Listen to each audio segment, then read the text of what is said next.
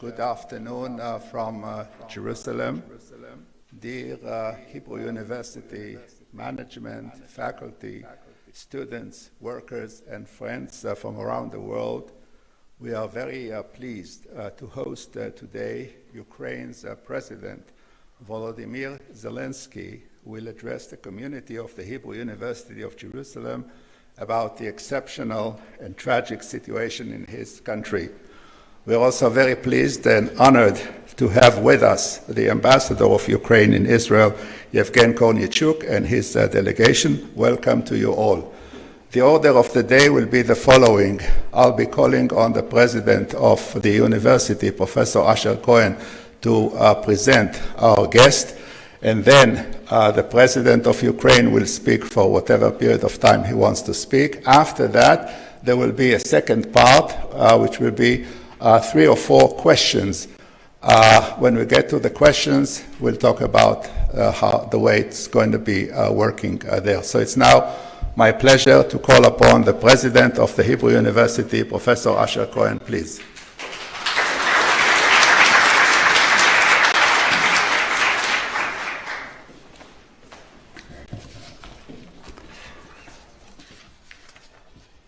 Honorable President Zelensky, dear Ukraine Ambassador to Israel, Kornichuk, University Management, staff, faculty, researchers, students, and all members of the Hebrew University community, good afternoon. Today, we have the honor of hosting the President of Ukraine, a country under siege in an unnecessary and unjust war instigated by Russia.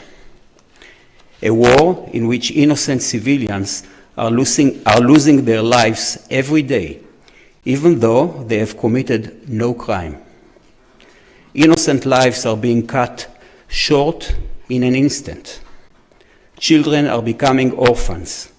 Carnage and destructions are everywhere. Conflicts between countries should be resolved through dialogue, mutual respect. In the words of Abraham Lincoln, there is no honorable way to kill, no gentle way to destroy. There is nothing good in war except its ending. In the war of public opinion and in watching the atrocities of war unfold on live television, we must not remain indifferent. Especially not we, the Hebrew University of Jerusalem, the leading academic institution in Israel, we who have been educating generations upon generations for tolerance and love for all humankind. Over the past few months, the Hebrew University of Jerusalem has taken in Ukrainian researchers and students who managed to escape the horrors of war. And we are doing our utmost to provide them with a sense of home, a sense of belonging. They too are with us today here.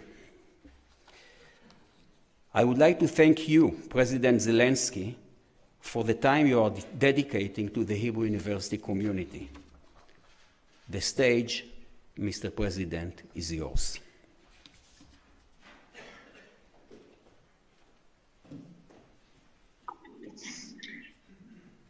Дуже дякую, пане президенте університету, шановні студенти, шановні викладачі, шановні присутні, пані та панове. Я вдячний за цю можливість. Для мене це честь звернутися сьогодні до вас. І ви знаєте, у мене є ще very good chance to talk to you. Of course, I've had many requests from Israel, especially from journalists, and very often I decline requests from journalists, and I will be very open. I love your country. I decline those requests from Israeli journalists because you sometimes don't know what to say and how to answer. I've visited Israel on multiple occasions, and it is difficult sometimes for me to answer such interview requests. And I think that you will understand the reason why when you hear my address. And I think you will decide for yourself. You are smart, bright, and independent people. So if it hadn't been for the war, I could have visited your beautiful university and interact with you directly with pleasure. But since the beginning of the full-fledged invasion of the Russian Federation of the February 24th, 2022, I stay here in Kyiv, the capital city of Ukraine. The office of the president is located in the very center of the city, and if you visit Kyiv, you will surely make it to this beautiful place. And I'm sure you will visit some other highlights of our city. If you were to walk just 5 minutes, one street from where I currently sit, you will end up on the street of where the house of the Volodymyr family is located. One of the most famous Israeli women. She comes from Kyiv, and I think you know that. And if you take some more time and take a stroll on the neighboring streets to where Volodymyr lived, you will see a neighborhood which Sholem Aleichem loved very much, well-known writer. You will see the streets where he lived, the houses where he felt comfortable in, and a museum dedicated to his name. The Kyiv, like many other cities and communities of Ukraine, is filled with this heritage for Ukrainian, which is common for Ukrainian and Jewish people, and this brings us together. This is not just historical mere facts. This is the space of the real human life that has brought our cultures together. This is real life. Yitzhak Ben Zvi, one of the founders of the Israeli state, and Volodymyr Havking, one of the well-known scientists who created first vaccines against cholera and plague. Volodymyr Horowitz, musician, great physics, Abraham Yoffa, Volodymyr Zhabotinsky, a bright personality, and he's being read even today. And Nathan Sharansky, a politician of the modern time, we both know them in our countries. And of course, the sacred places that your culture would not be possible, without which your culture would not be possible. Uman, that hosted dozens of thousands Hasids, or Bashan too, the burial place of his, and of course the sorrow memorial places that people shouldn't forget. The Babi Yar, the Holocaust symbol Drobytsky Yar, and other places of the occupied Ukraine where Nazis were killing innocent people. We all remember and treasure these sites, and this is all is under threat. So how can you preserve such memorial places in the all-out war? Tomorrow will be the 4th month of the full-fledged war that Russia wages against Ukraine. I think all of you have seen for yourself that this is a tragedy. You have seen what kind of war that is and how Russia wages this war. They are destroying our cities, they're burning everything on their way, what devastates the occupied territories. The main weapon of Russia is artillery, air bombs, and cruise missiles. The occupiers are not discretional in how they fight. They have very primitive tactics. They're using as much artillery and bombing capacity as possible to minimize the resistance. The Russia is hitting day and night with missiles. Most of them hit ordinary targets, houses, enterprises, infrastructure, living people.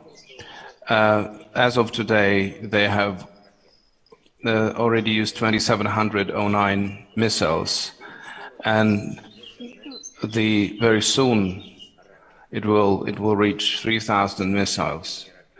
These are not primitive missiles. Yes, of course, there are some outdated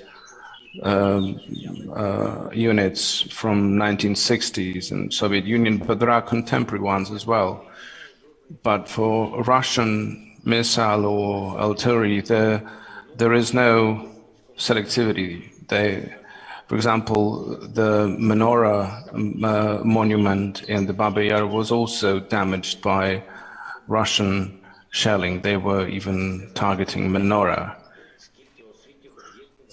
And not to mention the educational institutions that were destroyed in Ukraine. You are now in one of the most beautiful universities, but this is one beautiful piece of educational infrastructure. Can you imagine what 2,000 of educational institutions is that have been destroyed? 2,000 buildings.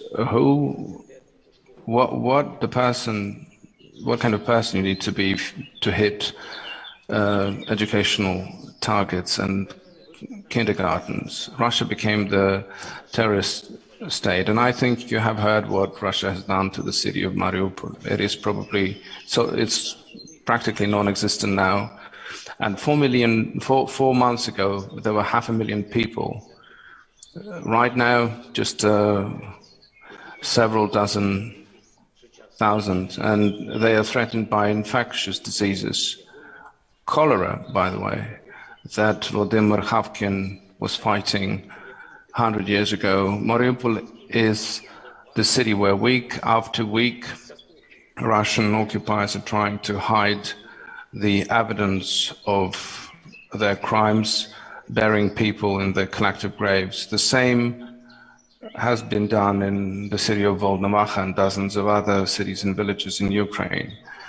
And what is happening on the territories where the occupiers managed to advance very quickly? They are shooting people on the streets, they are torturing people, they are raping minors, boys and girls. Russian soldiers have created filtration camps where they torture people, the thousands killed or wounded there. So they are deporting people and dispersing them in the Russian regions, and only few of them managed to come back through the third countries to Ukraine. The number of displaced people in the last 4 months is more than 12 million people. Nowhere in Europe, 77 years after the Second World War, such things have happened, similar to what Russia has done. So tell me, how can you not help the victim of such aggression? I'm asking this question because I know that you're not indifferent. You do care. You, as dozens of millions and hundreds of millions of people in the world. So going back to why I rarely talk to journalists when requests come from Israel, I think you'll understand me. It's difficult for me. I don't know what to answer to these respected gentlemen. I don't know how to answer the questions that I always get about how has Israel helped and what else can Israel do. All journalists of all countries are asking the same questions. I just don't know what to answer. I'm grateful to the people of Israel. I'm grateful to you for the sincere and emotional support for Ukraine, for the support of Ukrainians. I'm grateful to the Ukrainian flags on your streets. We see this and we value very much all the words of support to Ukraine in your society is something that we are very grateful to. We're grateful to your great nation. But we would like to also get support from your government. I think it's only fair.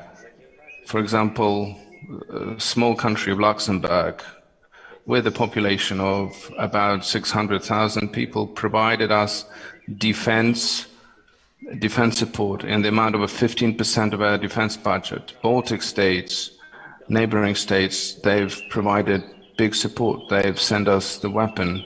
Maybe it wasn't much, but they've given almost everything they had since the beginning of the Russian aggression.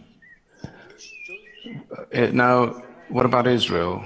We would want, and we understand that it's not a simple situation for you, but we would want to, in the line next to your country that describes the assistance to our country, we would like to put something in there, in such a table. We can have a look at Poland, and Poland, just like Baltic states, are also threatened by Russia. They are providing us essential logistical support. They hosted 2.5 million Ukrainian refugees, Czech Republic, Slovak Republic, Denmark. They're hosting other people. Democratic countries have done all it takes to host Ukrainian families, and we are grateful for this. Most of them are women and children that were hiding from the war. They were looking for shelter. Ireland, that our culture doesn't have such in-depth ties with as with Israel, with the people of Israel, with the history of Israel. Even they canceled visa regime for Ukrainians so that they could simply just go there and preserve their lives and children. Japan, Canada, they were simplifying access for us. The authorities of Israel stopped visa-free regime these days now, and I don't want to give any assessment to this. This is the choice of each individual country. I just want you to think about this. And in terms of sanctions, when governments introduce sanctions against Russia, this is not about money or about business. This is about values and general security. This is about everyone who is willing to destroy another nation has to be held accountable. Japan, Australia, and many other countries have joined it. Many European countries act together with us against Russian aggression. And unfortunately, we have not seen yet Israel join the sanctions regime. At the same time, I would like to thank you for the medication that has been sent to Ukraine. Unfortunately, for most items of the assistance that we would want to get from Israel, we can't boast any of that assistance yet. And I can't say to journalists what I say to you. Why? Because please remember how much we're linked, how close our ties are, and what should be the level of understanding between us. And we do feel that your society understands these needs. So why we have this miscommunication, misunderstanding with some of the representatives of the government, I don't know. This is why I decided to say this today. I do care about our future relations between our states and our people. This is why I'm being sincere, and I'm sure that the war will end and we will win. And we do have a joint future, a great future, a future of great people, because we have this great history and great past. We'll have to look into each other's eyes for many years to come, especially your generation, because students are the future, and this is a beautiful part of our society. This is why I have structured this address like this, for you to decide for yourself, so that we could hear each other with due respect to the history and culture of Israel. Thank you very much. Slava Ukraini.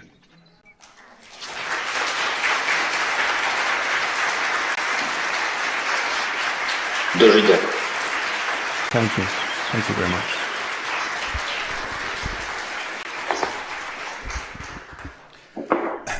Well, thank you very much, Mr. President, for this sincere and open address to the community of Hebrew University.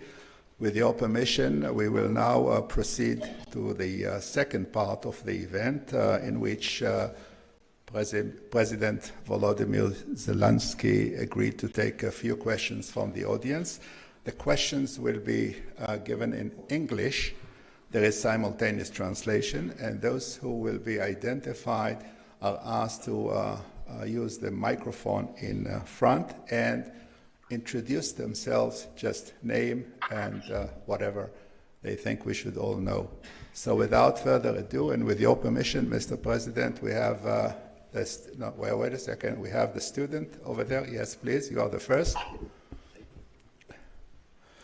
Good afternoon, Mr. President. Slava Ukraini. My name is Anna. I was born in the best city in the world, Kharkiv. My parents are still there.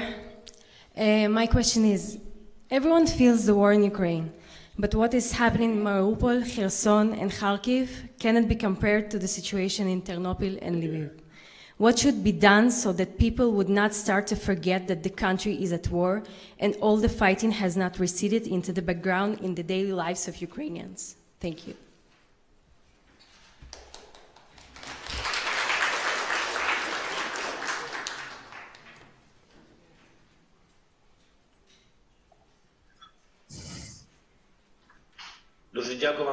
Thank you very much for this question. I visited Kharkiv several weeks ago, and this was the main reason to visit Kharkiv, apart from business meetings and inquiry where we can help. People shouldn't forget that they are part of our country in the blocked areas or where there are fightings in the Kharkiv region. It is very difficult in many ways. Medication, water, drinking water, they have to get ready for the heating season. People quickly forget, and you're absolutely right.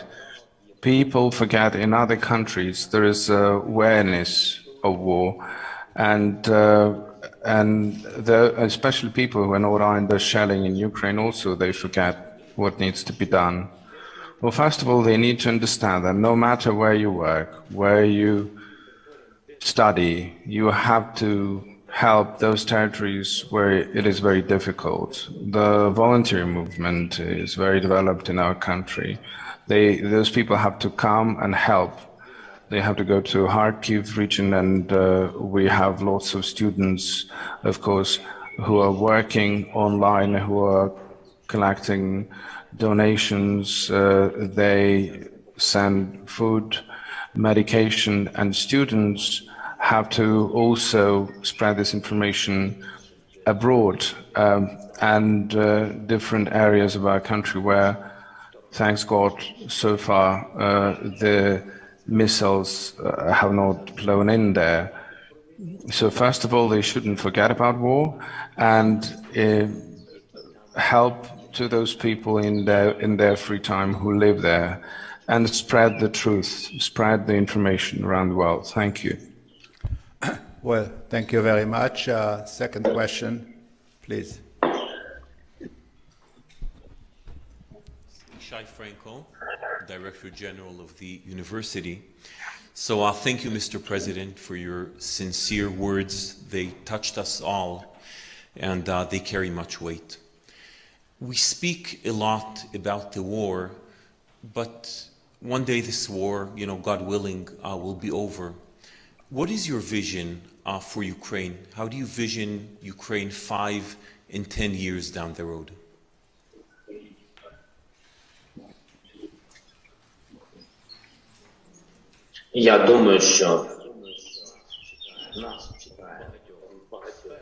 I think that in many areas we will have very similar things that are happening in your beautiful country.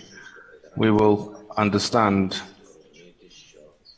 very clearly that our neighbor is Russia, and that Russia, even after we finish the war and we win in 10 or 20 years, Russia may attack us again. I'm not saying that this will happen, but there is this possibility. There is this threat. We don't believe Russian society anymore. So in many ways, we will be very similar in terms of rebuilding our country. There's a big post-war plan that would bring together our country and our partner countries in rebuilding Ukraine. A very big role will be in security institutions and security situations. Security in all public spaces, in social, starting from the borders of our country down to the very center. We are approaching a moment of time where bombing or missiles of anything can happen at any time with a neighbor like this. So we will have a developed air defense system, and many things will be liberalized. We have done that already. We have prepared lots of draft laws, a lot of reforms. We have to make sure that everything would have to develop without any bureaucracy and very quickly. Second of all, today or tomorrow, and I think you know this, we have a big chance to receive the candidate status for European membership. Ukraine have made its own choice. We are moving towards a new civilization, future closer to the European Union, and soon we will be part of that family. And we have sacrificed a lot for that. But the most important is that this is our choice of our future vision. Of course, we're still very young, but in the first and foremost, this is for our children. So we will be building a European state which will be part of the European Union. Part of the European Union, but with a very strong protection that Israel can enjoy. It is a bit more difficult for us because we have a big territory and we need lots of technologies in terms of air defense and protection of the borders on a larger scale. But the approach is going to be the same, very similar. Well, thank you, Mr. President. We have time for two last short questions. The lady over there, the young lady, please. And introduce yourself first. Hello, everyone. My name is Sasha, and I come from Kharkiv. First of all, dear President Zelensky, I'd like to thank you and send you a lot of support on behalf of many people in Israel. And they're not only Ukrainians, which is great. And my question is, some people and a number of Ukrainian journalists try pushing the internal war against the Ukrainian government, you, and against countries and people that help Ukraine. One of such countries is Israel. So my question is, how do you and the government of Ukraine deals with this issue? Thank you.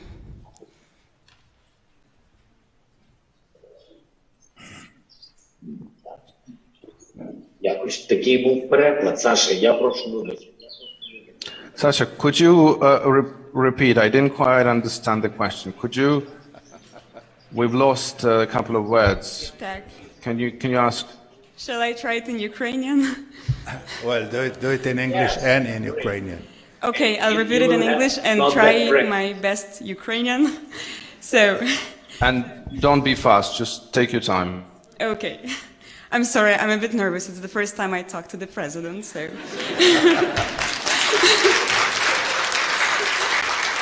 Це нормально. It's all right. So, some people and some Ukrainian journalists try pushing the internal war against the Ukrainian government, against you and against countries and people that help Ukraine around the world.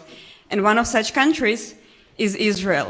So my question is, how do you and the government of Ukraine deals with this issue? And I can repeat it in Ukrainian. I hope it's good enough because I'm from Kharkiv, so my Ukrainian is not perfect. Деякі люди і журналісти. No, may I please make it in Russian, my Ukraine? I'm sorry. Некоторые люди и... Wait. Is it needed or is the question understood? Yes, please. Okay, go ahead. Некоторые люди и украинские журналисты пытаются продвигать внутреннюю в Украине войну против украинского государства, против вас и против стран и людей по всему миру, которые помогают Украине. И, например, такая страна Израиль. И мой вопрос к вам, как вы и вообще правительство в Украине с этим борется? Дуже дякую. А я вам Thank you. We'll think about the fourth language. Thank you.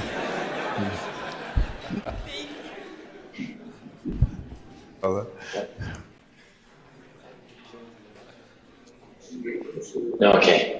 Я вам відповім. I will answer, Sasha, in a very simple manner. I'm not fighting with any journalists. Thanks God we have the freedom of speech in Ukraine. They are free to write and think whatever they wish. Second, I'm the president of the country at war, so I don't have time for any other wars. I have one front, and this is the war against the aggression of Russian Federation. This is what I'm fighting against. And thirdly, I don't need to prove anything to anyone. I was elected by people to stand for our independence, sovereignty based on our constitution, and this is what I'm doing. Strictly speaking, I have no other time for anything else, and to be honest, I'm not even interested in all of the other things. The most important is to finish this war, to win, and to preserve as many lives as possible, and talking would always be just talking. Thank you.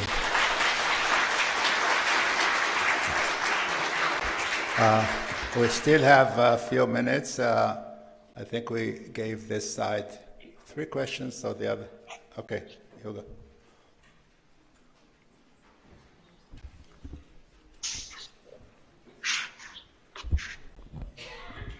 Mr. President, my name is Boris. I'm originally from Dnipro city.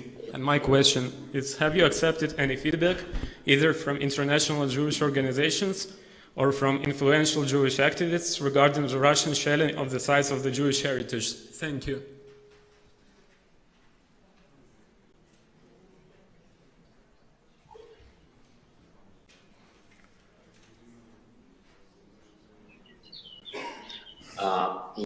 Я скажу, що багато єврейських I спільнот will say that many Jewish communities who are here in Ukraine, who have been highlighting and reporting on this here and abroad, we have received support from the Jewish Congress and US. I did wanted to have more of that support from the government of Israel in that particular question, because this is our joint sorrow, and that's what it is. I just simply wanted to have more of it, but I'm not trying to hint at anything. It's just as painful to us here in Ukraine and as it is to Israel. This is a big tragedy. мені нема що додати. And I think I have nothing to add here. Well, Thank you, Mr. President. We still have time for one last question, and I see so many hands. Okay, how about, yes, you young lady.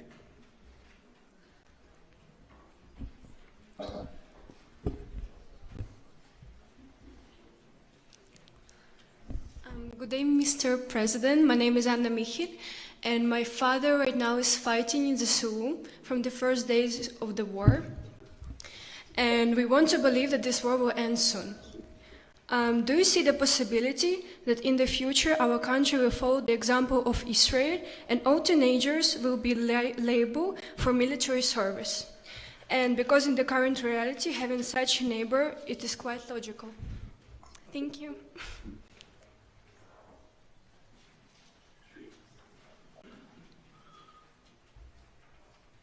Дякую вам за запитання. Дякую вам. Thank you very much for this question. Thank you for your support. Thank you to your father for his service. This is one of the models that we are considering in the defense reform that we are preparing for our military and law enforcement. I'm not sure that this will be the exact model that we will follow, but it will be on the table and it will be discussed with the society, with civil society. But you have to know that the fact that our people will know how to fight, and the fact that most of them already know how to fight, and after we have territorial defense troops, these already hundreds of thousands of people, they have been defending our country with no weapons, with bare hands, but now with weapons. So it all speaks to the fact that from the point of view of the defense and military and fire capacity and the number of troops, the situation will be different and the approach will change. Well, thank you very much, Mr. President. Thank you for this unique opportunity to have an unmediated update on the current situation in your country. Thank you for honoring us at Hebrew University. We, on our part, will continue to support Ukrainian scholars and students, and all of us will continue to hope and pray for an end to this dreadful situation in your part of the world. Once again, thank you very much, Mr. President.